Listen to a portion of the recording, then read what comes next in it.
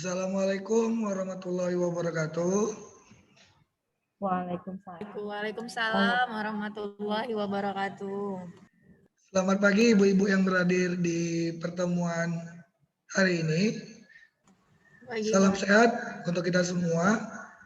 Tampaknya pagi kali ini saya terlihat sangat bahagia karena ketika proses pembelajaran hari ini ditemani oleh ibu-ibu yang cantik ya dan energik. Selamat pagi Bu Rika, Bu Ika, dan Bu Aisyah. Semoga hari ini kita dapat memperoleh banyak manfaat dalam proses pembelajaran LMS untuk hari ini. Sebelum kita mulai dari hari ini, marilah kita berdoa menurut keyakinan kita agama Islam sembari menundukkan kepala kita. Doa dimulai.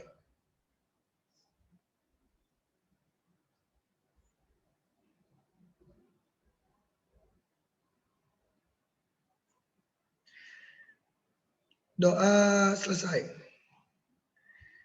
Nah, sebelum kita lanjut ke materi, saya ingin bertanya dulu nih kepada ibu-ibu peserta LMS untuk pertemuan hari ini.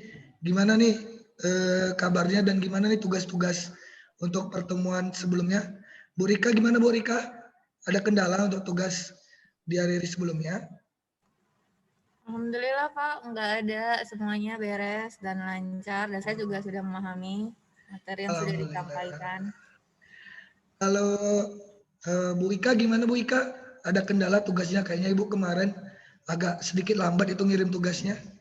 Iya, maaf Pak, kemarin ada sedikit kendala jaringan memang Pak. Oh, iya. Nah ini nih yang paling rajin nih Bu Aisyah nih. Gimana Bu Aisyah? Atau udah siap tugas yang hari ini?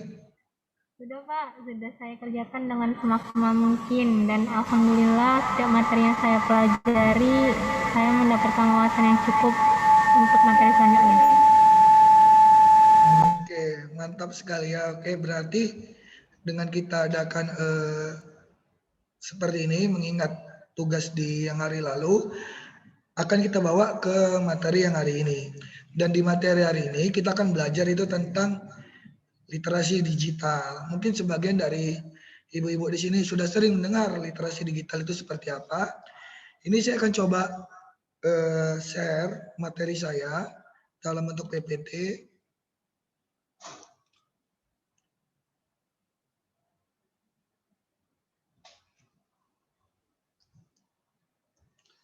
Gimana ini? Udah terlihat untuk slide-nya? Sudah Pak, sudah Oh ya, dapat. sudah ya, oke ya.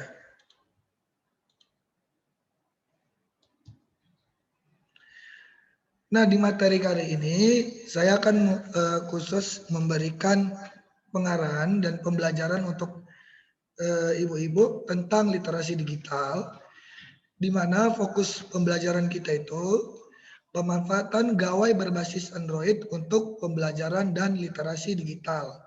Khususnya kita selaku sekolah penggerak dan akan menerapkan konsep yang namanya Merdeka Belajar.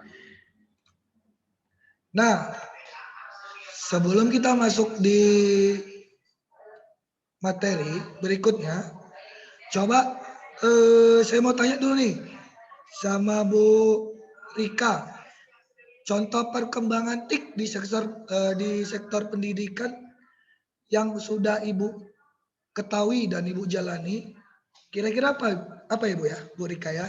Boleh dikasih tahu atau di-sharing dengan kami? Saya ya Pak. Ya Bu Rika. Ya. Oke, khususnya pada masa pandemi sekarang ini banyak sekali ya kan Pak perkembangan di sektor pendidikan. Biasanya kalau misalnya kami di sekolah mengajar itu menggunakan Zoom. Yang awalnya kita nggak tahu penggunaan Zoom itu untuk apa, tapi itu sangat membantu belajar kita mengajarkan kepada anak-anak. Kemudian selain itu ada Google Formulir, WhatsApp. Jadi masih banyak sih Pak sebenarnya yang bisa kita manfaatkan. Mungkin itu Pak. Terima kasih untuk Bu Rika. Nah ini untuk Bu Ika gimana? Atau ada tanggapan lain yang selama ini sudah dialaminya? Iya, sama juga sih Pak ya, seperti Bu Rika ya. Kita kalau mengajar, kalau zaman dulu kan tatap muka, tapi kan sekarang karena pandemi ini ya, salah satu cara kita untuk dapat berkomunikasi dengan murid itu kan memang hanya melalui teknologi kan gitu ya Pak Danu. Jadi ya memang kita harus tahu bagaimana cara menggunakan komputer, bagaimana cara menggunakan laptop ataupun juga handphone kan gitu. Nah sama juga seperti Bu Rika dalam penyampaian pengajaran kita juga menggunakan Zoom, WhatsApp, kemudian ada juga Google Classroom, Google Drive, Google Form dan segala macamnya itu. Itu dia Pak Danu. Terima kasih. Oke. Kalau Bu Aisyah sendiri udah sejauh mana sih perkembangan teknologi yang Ibu pahami khususnya dalam masa pandemi ini? Untuk contoh perkembangan TIK di sektor pendidikan ini, Pak, menurut saya ya, contoh sederhananya aja nih, kalau misalnya di dunia pendidikan itu bisa aja berupa kelas digital, perpustakaan digital juga sudah berkembang, kemudian buku digital juga sudah ada, yaitu e-book, ya kan, Pak. Kemudian tatap muka berbasis video conference yang udah disebutkan oleh Bu Rika tadi dan juga Miss Iska tadi. Mungkin itu Pak. Nah, dan sekarang untuk perkembangannya yang dari sebelumnya tatap muka langsung, kita bisa dengan mudah dimanapun kita berada bisa mengaksesnya. Oke, terima kasih untuk jawabannya. Jadi secara sederhana, literasi digital itu sudah kita terapkan, mau tidak mau, bisa tidak bisa. Yang awalnya kita menjadi pengguna biasa, sekarang kita diajak untuk expert. Karena kita berada di lingkungan satuan pendidikan, dan kita menjadi garda terdepan untuk pendidikan, khususnya di masa pandemi, yang dimana dituntut peranan guru itu sangat besar.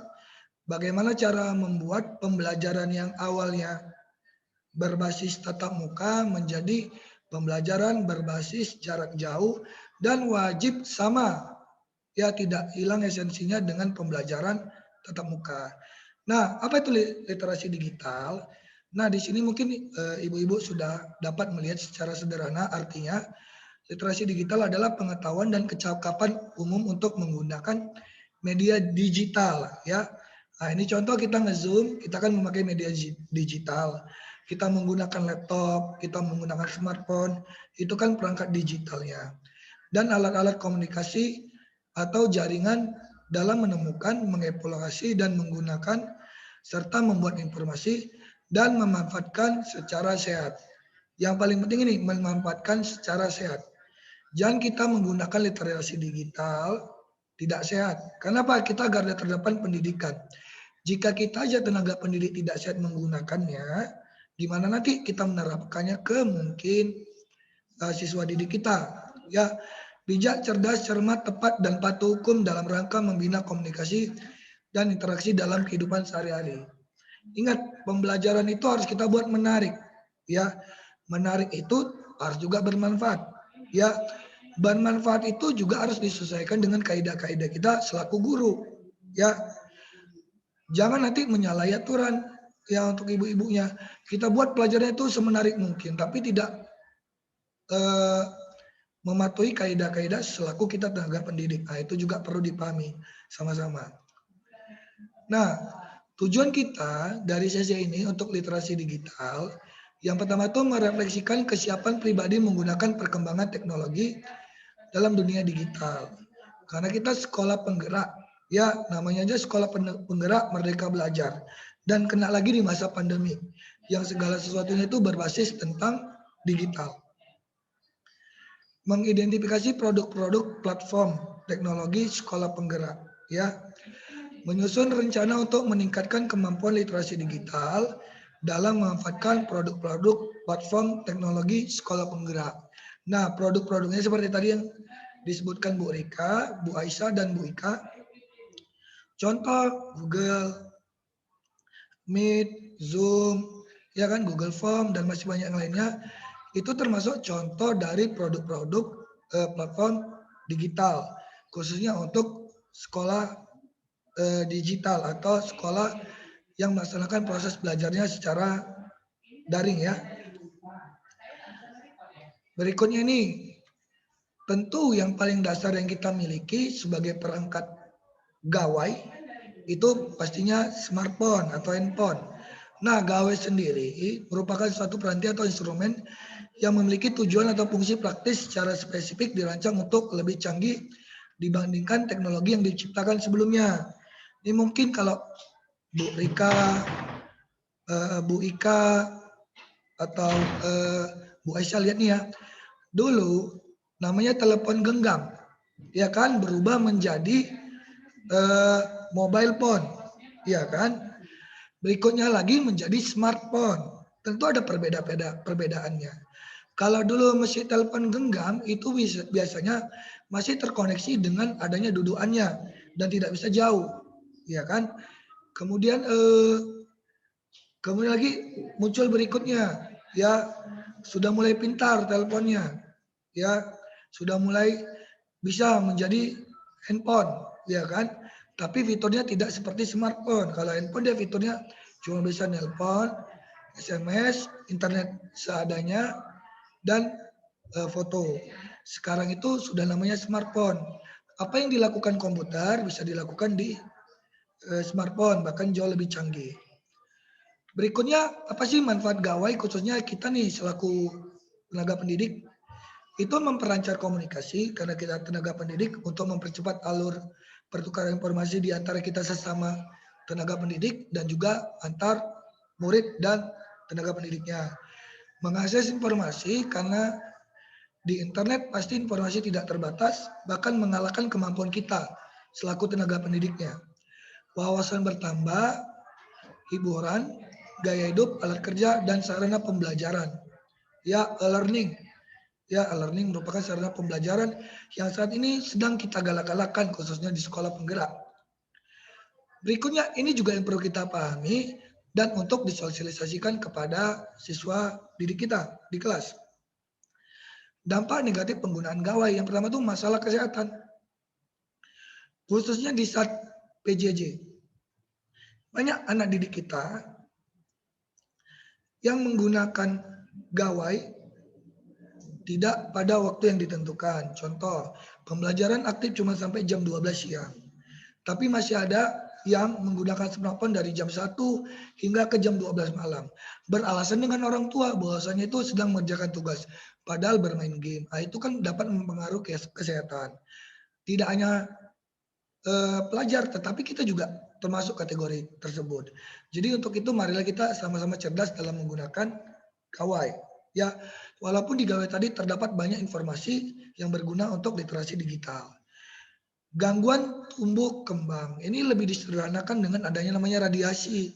Ya ibu-ibu ya, hati-hati dengan radiasi khususnya ketika menggunakan gawai baik itu smartphone, komputer, laptop dalam keadaan tercharger, khususnya smartphone. Ya itu agak dikurangi karena tingkat radiasinya lebih tinggi ketika digunakan dalam kondisi charging. Ketergantungan pada gawai. Kayaknya ini menjadi masalah umum yang semua kita alami. Saking mudahnya kita mengakses informasi, jadi kita tanpa henti selalu menggunakan gawai tadi. Ini juga menjadi masalah. Ya bahkan beberapa berita atau artikel yang saya pernah baca, ketergantungan pada gawai ini menjadi salah satu gangguan dalam emosi, ya atau gangguan dalam mental. Mungkin ibu-ibu di sini pernah lihat anak-anak yang memiliki gangguan mental karena dia menggunakan gawai terus-menerus. Ini juga perlu dipelajari sama-sama agar nanti bisa diberitahu kepada siswa kita untuk tidak melakukan hal yang seperti ini. Berikutnya, ini yang paling penting, literasi digital digunakan untuk proses pembelajaran, ya sesuai dengan materi ini. Frekuensi penggunaan gawai meningkat pada masa pandemi COVID-19. Ya tentu. Ya, sekarang sekolah tatap muka sudah mulai dilarang. Jadi kita sekolah itu menggunakan gawai, menggunakan fasilitas pembelajaran seperti Google Form, Google Classroom, Zoom, Google Meet. Aplikasi sering digunakan ini, WhatsApp Class, video teleconference seperti yang saya bilang, portable ruang belajar seperti ruang guru, dan yang lainnya. Pembelajaran online dilakukan dengan cara sinkronus dan asinkronus. Sinkronus ini contohnya seperti ini ya ibu-ibu ya. kita berada di jaringan sama menggunakan mungkin Google Meet ataupun Zoom. Kalau hari ini saya menggunakan Zoom. Kemudian asinkronus itu pembelajaran mandiri di mana ibu dan ibu-ibu membuka LMS atau mungkin Google Classroom untuk siswanya dan memberikan tugas mandiri di situ ataupun tugas kelompok di situ. Nah, mengenal software pembelajaran yang pasti kita gunakan sekarang ini WhatsApp pasti, karena mungkin di bagian lain di satuan pendidikan masih bermasalah menggunakan Zoom, baik itu karena jaringannya, karena keterbatasan kuota, ataupun masalah ekonomi yang dialami siswa dan orang tuanya. Tapi untuk penggunaan WhatsApp, pasti rata-rata di dalam satu keluarga pasti menggunakan smartphone, dan ini bisa menjadi salah satu wadah untuk proses pembelajaran dengan namanya direct learning. Jadi mengirim langsung tugas materi langsung ke WhatsApp dan bisa meminta feedbacknya melalui WhatsApp juga jika tidak bisa menggunakan fasilitas Zoom dan sejenisnya. Ada juga Google Meet sebagai tatap muka, ya produk dari Google, dan juga biasanya itu Zoom. Dua ini saja yang menjadi skala prioritas biasanya untuk pembelajaran berbasis tatap muka melalui video teleconference. Nah, ini ada WhatsApp tadi, mengirim pesan teks. Biasanya kita membuat WhatsApp group, ya, mengirim dan mengunduh konten media, membuat WhatsApp group, mengunduh file, panggilan audio video. Ya, ini berarti urgensi kali biasanya kalau udah panggilan audio atau video di mana kita harus menghubungi siswanya, biasanya cukup dari WA group, mengirim file, ya, membagi file teks video dan mengunduh file. Ini sama saja untuk WhatsApp dan Google Meet. Bedanya WhatsApp ini dia berbasis teks, ya. Kalau Google Meet dia berbasis video conference. Nah, di sini ada langkah-langkah penggunaan Google Meet. Tidak perlu saya jelaskan lagi secara rinci. Pasti ibu-ibu di sini sudah memahami. Karena kita sudah menggunakan Google Meet sebagai sarana video conference untuk pembelajaran dengan siswa-siswa kita. Nah, di sini nanti ada kegiatan asinkronus untuk ibu-ibu sekalian. Ini sudah saya letakkan di LMS-nya untuk kegiatan hari ini. Namun saya jelaskan, ibu-ibu, gimana cara mengerjakannya. Jadi, gawai tadi, baik smartphone maupun komputer ataupun laptop ibu bapak, ibu-ibu, coba ibu cari tahu kira-kira spesifikasi ya perangkat komputer, laptop ataupun gawai Android ibu-ibu sesuai enggak dengan kebutuhan sekarang? Standar enggak dengan kebutuhan sekarang? Ya, apalagi sekarang ini kan makin banyak aplikasi yang harus diinstal, ya kan? Sesuai enggak? Ya, sesuai enggak? Nah, dari ini tadi setelah ibu isi nanti, coba ibu jelaskan apa yang menjadi kelebihan dan kekurangan perangkat ibu ini tadi dalam proses pembelajaran berbasis digital learning. Ya, apa sih kelebihannya atau kekurangannya? Contoh mungkin Bu Aisyah, kekurangannya karena spesifikasi smartphone saya memiliki storage yang rendah sehingga aplikasi banyak tidak bisa diinstal ataupun ketika menginstal satu aplikasi wajib menghapus satu aplikasi lagi yang lainnya. Ya Ibu, di sini ada yang kurang paham, mari kita diskusikan. Bu Rika gimana? Ada yang kurang paham? Atau ada bahasa-bahasa di sini yang kurang dipahami? Pak, versi atau edisi OS itu apa sih contohnya? Atau RAM itu apa sih? Gimana Bu Rika? Iya Pak, saya kurang paham dengan ini Pak, versi atau edisi OS itu kira-kira kalau mau cari, mau di komputer, mau di gawainya, itu gimana Pak?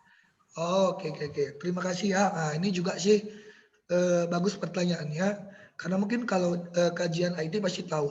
Versi atau edisi OS ini biasanya itu merupakan versi dari si laptop kita. Ya, komputer kita. Biasanya itu terdapat di komputer kita atau di laptop kita itu tipenya. Contohnya seperti saya, Aspire 3, berarti Acer Aspire 3 itu ada A314. Itu dia. Ya. Kalau edisi OS-nya seperti di atas, sistem operasi itu apa? Windows 10, Windows 7, Windows 8. Oke. Atau Bu Ika atau Bu Aisyah ada yang ingin ditanyakan untuk tugas LK ini? Sampai sejauh ini Pak, alhamdulillah sudah cukup dipahami Pak. Oke. Mungkin kalau cukup dipahami, saya masuk ke materi berikutnya ya. Ada sedikit lagi materi. Nah, di sekolah penggerak ini, kita ada satu aplikasi berbasis Android yang akan diinstal nanti oleh ibu-ibu. Ya, nanti silakan juga lihat nanti di LMS-nya, di modul literasi digital ini sudah ada langkah-langkah untuk menginstalnya. Itu namanya ada aplikasi namanya Rumah Belajar. Ini aplikasi yang dibuat oleh pemerintah untuk memfasilitasi kita selaku guru-guru dan siswa membuat suatu wadah biar bisa kita berinteraksi dalam pertukaran informasi pembelajaran. Dibangunlah atau dibuatlah aplikasi namanya Rumah Belajar. Nanti silakan download aplikasinya dan dipelajari di aplikasi tersebut fitur-fiturnya. Ya, nah itu tadi bagian dari literasi digital, bagaimana memahami suatu aplikasi atau software yang akan kita gunakan dan akan kita kasih tahu kepada orang lain, khususnya anak didik kita, bagaimana menggunakannya. Dan aplikasi tersebut akan menjadi salah satu aplikasi yang kita gunakan dalam proses belajar mengajar pada saat masa pandemi ini ataupun nanti setelah masa pandemi dengan konteks pembelajaran tatap muka terbatas. Oke, mungkin Ibu dan Bapak sampai di sini aja untuk materi ini. Kira-kira sejauh ini ada tidak nih yang perlu ditanyakan atau seputaran tentang literasi digital? Biar kita sharing, mungkin tidak saya yang jawab atau sesama kita yang menjawab, biar terlihat bahwasannya sejauh mana kita sudah mendapatkan manfaat dari materi hari ini untuk literasi digital. Kira-kira Bu Ika, Bu Aisyah atau Bu Rika ada sih yang ingin ditanyakan tentang proses pembelajaran sejauh ini, apa kendalanya atau apa yang menjadi keasikannya dan menjadi pembeda pada saat tatap muka dan pada saat PJJ? Saya ya Pak. Oke, silakan untuk Bu Ika.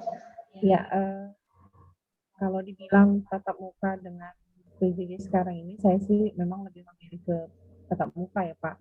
Tapi karena kondisi sekarang yang memang pandemi ini, yang memang tidak bisa untuk melakukan itu. Nah, kadang-kadang yang menjadi permasalahan kita ketika PJJ ini kan, kita nggak tahu ya anak gimana kan gitu ketika di sananya gitu kan Pak. Yang kita tahu paling nanti mereka ketika kita pakai Zoom misalnya kan layarnya mati gitu kan atau segala macamnya lah gitu. Nah itu kan memang udah kendala yang memang biasanya umum gitu kan Pak. Cuman ada yang mau saya tanya, terkadang ada beberapa aplikasi yang sulit gitu kan Pak untuk disupport misalnya oleh perangkat kita atau apa gitu kan. Nah satu yang memang harus kita upayakan kan memang harus bisa membeli perangkat yang baik kan gitu kan Pak. Nah sekarang saya coba minta sama Pak Danu, kira-kira apa yang harus kita miliki sebagai seorang pengajar kan gitu kan Pak, untuk mempersiapkan pembelajaran yang baik, pembelajaran jarak jauh yang baik. Nah itu dia Pak. Terima kasih Pak Danu. Oke, terima kasih Miss Ika. Ini pertanyaan yang sangat bagus ya, karena kita mungkin sebagian tenaga pendidik ya, baik yang dia mungkin di sekolah yang kategorinya internasional maupun sekolah yang standar dan mungkin sekolah-sekolah daerah luar dan daerah tertinggal, pasti dalam proses pembelajaran PJJ ini pasti banyak kendala yang dialami. Jadi bagaimana cara untuk mensiasatinya? Itulah tadi maksud dan tujuan kita pembelajaran digital hari ini, literasi digital, bahwasanya ada aplikasi yang memang banyak fiturnya, tapi berat dan susah untuk kita gunakan. Tapi juga ada aplikasi yang sederhana fiturnya dan itu bisa kita gunakan untuk proses pembelajaran. Nah, jadi itu tergantung kitanya selaku tenaga pendidik, sejauh mana kita bisa mencari aplikasi terbaru yang kira-kira bisa diinstal atau digunakan di gawai kita dan itu tidak membuat atau memberatkan gawai kita. Namun pada saat proses pembelajaran jarak jauhnya itu siswa kita paham, mengerti, dan bisa kita awasi secara baik, ya, walaupun tidak menggunakan aplikasi yang lebih baik. Nah, itu jawaban dari saya, Miss Ika. Iya, terima kasih Pak Dani. Berarti dengan kata lain, kita harus up to date lah ya Pak. Gitu Oh ya, iya. Pak. Harus selalu up to date gitu ya. Oke Pak, makasih Pak. Oke, mungkin untuk materi kali ini kita cukupkan sampai di sini dulu. Jangan lupa untuk ibu-ibu silakan buka LMS-nya dan kerjakan tugas-tugas asinkronusnya. Ada sekitar 2 tugas. Tadi sudah saya paparkan salah satu contoh tugasnya mengenai mengidentifikasi perangkat gawai kita. Dan yang terpenting dalam literasi digital, kita harus pandai memilah dan memilih mana yang baik kita gunakan untuk kita dan anak didik kita, dan mana yang kurang baik yang kita gunakan untuk diri kita dan anak didik kita. Karena setiap orang atau setiap tenaga pendidik memiliki materi yang berbeda, cara mengajar yang berbeda. Oke, mungkin sampai di sini. Kata kunci yang terakhir bagi kita semua, ada satu moto yang selalu saya terapkan dalam diri saya, yaitu reading never stop. If you stop reading, you will be stupid. Ya, jangan pernah berhenti belajar. Kalau kita berhenti belajar, kita pasti akan bodoh. Oke, sampai di sini dulu. Sukses untuk kita semua. Saya akhiri. Assalamualaikum warahmatullahi wabarakatuh. Waalaikumsalam. Terima kasih. Terima kasih Pak Danu. Terima kasih.